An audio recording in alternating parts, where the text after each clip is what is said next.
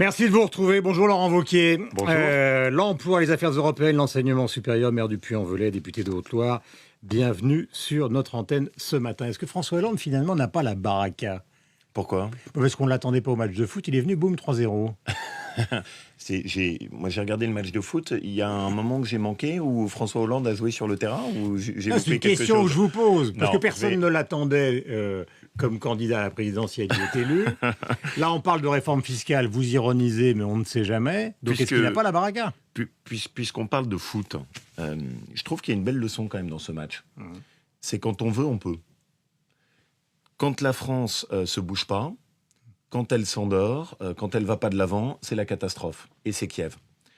Et à l'inverse, quand la France se bouge, quand elle a de l'énergie, quand elle cherche à aller de l'avant, elle est capable de faire des miracles. Exactement ce qu'il a dit à la fin du match. Oui, Hollande. mais surtout, ce qui serait bien, c'est qu'il ne se contente pas de le dire et qu'il s'applique à lui-même la leçon des Bleus. Et quand est-ce qu'on fait pareil pour la France? Mais alors- Quand est-ce qu'on se bouge? Quand est-ce qu'on donne C'est de ça l'envie? l'idée de la réforme fiscale annoncée par Jean-Marc Ayrault Alors, dans les maintenant, Échos. si C'est jamais de on dire vient- on a changé, sans le dire comme en 83, c'est un changement de cap fondamental. Au fond, ils essayent de glisser cette idée tranquillement, qui vont revenir sur ce qu'ils ont fait. Peut-être. Alors, sur la réforme fiscale, moi d'abord, il y a un premier sujet que je veux poser très clairement. Pour l'instant, une réforme fiscale, c'est hors sujet. Pourquoi? La question des impôts, la question de vos auditeurs, c'est pas les impôts autrement, c'est moins d'impôts. Et donc, si ce qu'est en train de vendre Jean-Marc Ayrault, c'est de dire on garde la même pression fiscale, mais vous inquiétez pas, on va un peu faire tourner les tables et on va changer la répartition des impôts, c'est non. C'est pas le sujet.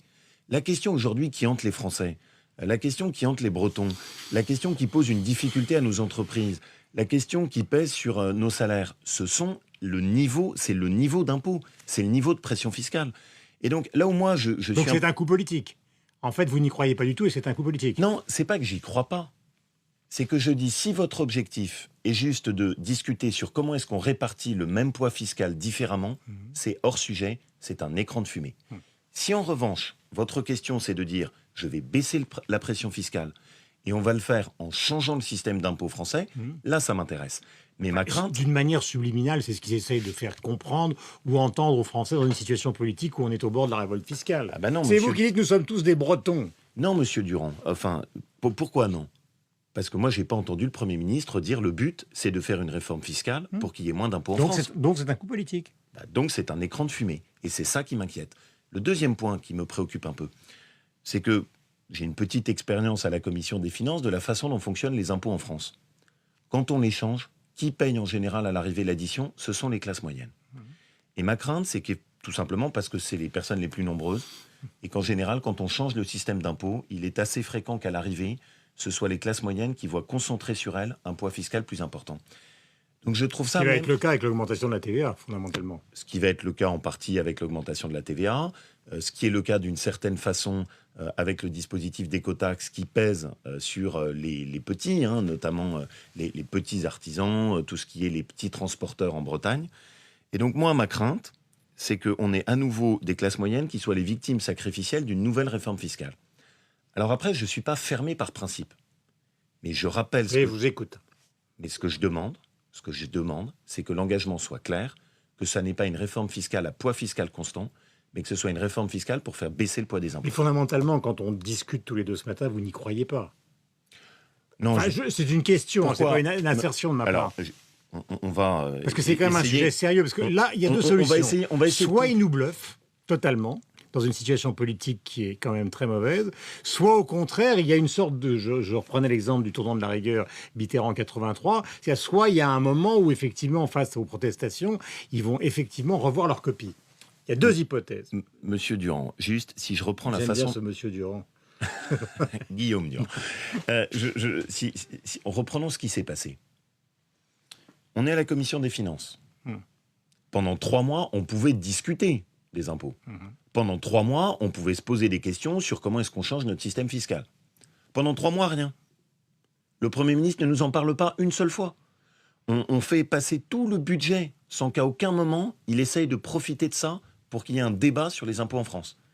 Et comme par magie, tout d'un coup, à la fin du débat, alors que le budget est adopté, on nous dit « Tiens, au fait, j'ai une bonne idée, on va faire une réforme Ah, fiscale. parce qu'il y a eu une rencontre à l'Élysée entre lui et François Hollande. Ils se sont rendus compte que politiquement, c'était plus tenable. Est-ce que vous trouvez pas ça un peu amateur?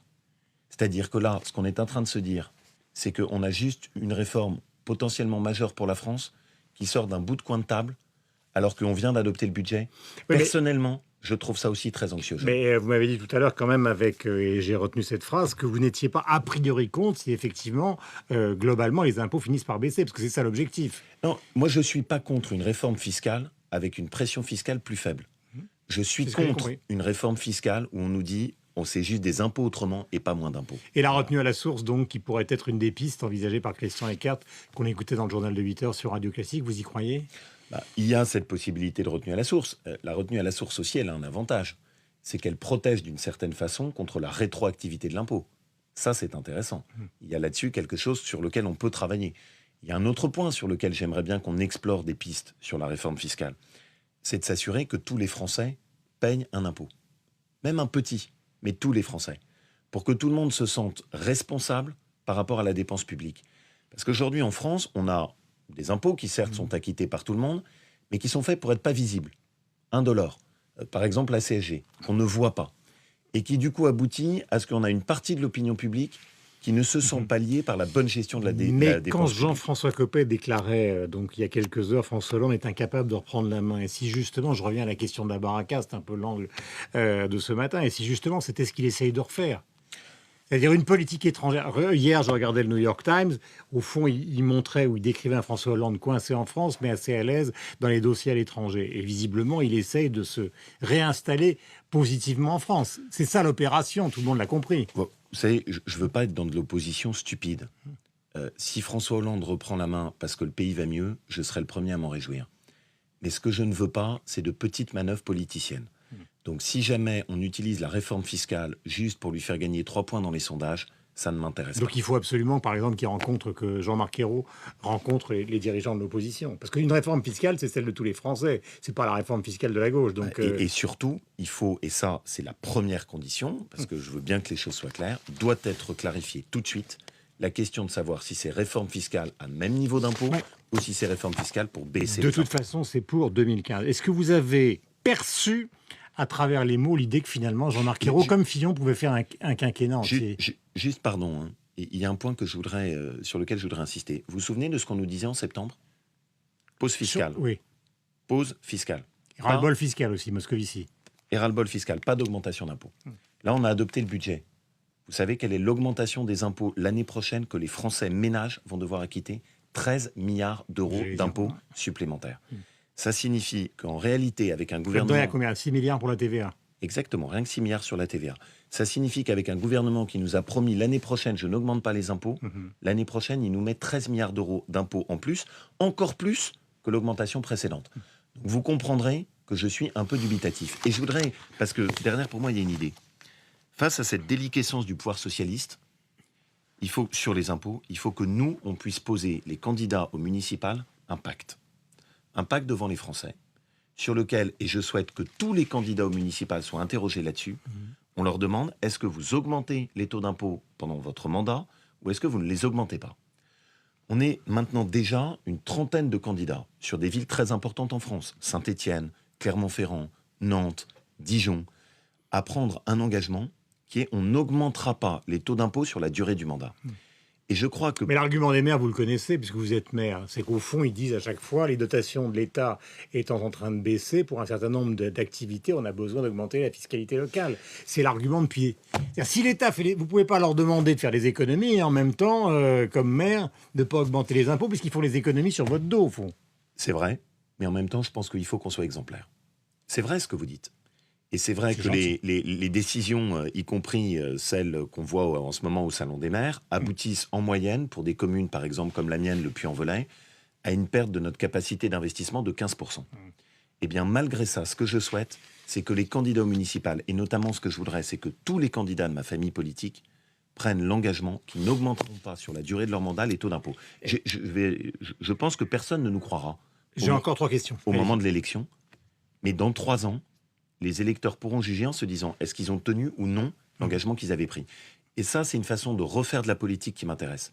Je pense qu'aujourd'hui, il y a un fossé qui s'est creusé entre les paroles et les actes.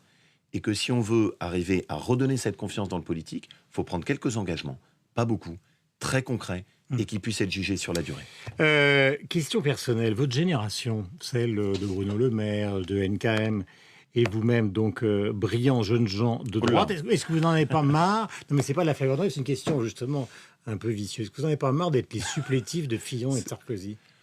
Bon, enfin, je pense objectivement qu'on... Je sens une sorte de... Non, je crois qu'on est les supplétifs de personne. Moi, j'en ai eu assez de cette guerre de chefs entre Copé, Fillon et tout ce petit monde. Parce que vous êtes là ce matin, mais eux, on ne les entend pas. Je pense surtout qu'il faut qu'on renouvelle deux choses. Un, il faut renouveler la pratique politique avec, pour moi, une question d'exemplarité. Vous plaidez pour la suppression des régimes spéciaux. Vous demandez d'abord la suppression des régimes spéciaux des parlementaires. D'accord, mais la question, c'était sur eux. La première, c'est que je pense que notre génération doit s'engager pour d'abord renouveler les pratiques politiques. Et avec cette dimension de l'exemplarité du politique. Mais pas pour l'instant, pour les Français, le candidat de la droite, ou les candidats de droite pour les présidentielles, c'est ou Fillon ou Sarkozy. Pas vous, ni Le Maire, ni NKM.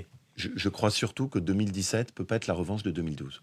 Voilà. Et donc, si jamais, et quel que soit l'âge du candidat, quel que soit le profil du candidat, si c'est revenir pour refaire la même chose, avec les mêmes erreurs. Vous vous souvenez par exemple de l'épisode des rénovateurs où ils ont voulu tuer à la fois Giscard et Chirac, et finalement c'est eux qui sont tous morts. À force de les aider à gagner le pouvoir, c'est votre génération qui risque de trinquer.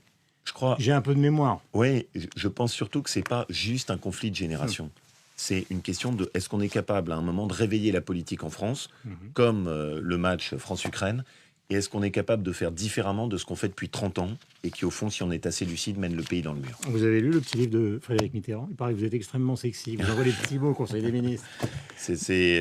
Frédéric Mitterrand est quelqu'un de sympathique, mais il a beaucoup de fantasmes. Et s'il faut lister tous ces fantasmes, il faudra un deuxième livre. Merci beaucoup, Laurent Wauquiez, est venu ce matin sur l'antenne de Radio Classique et évidemment de LCI. Passez la meilleure journée possible.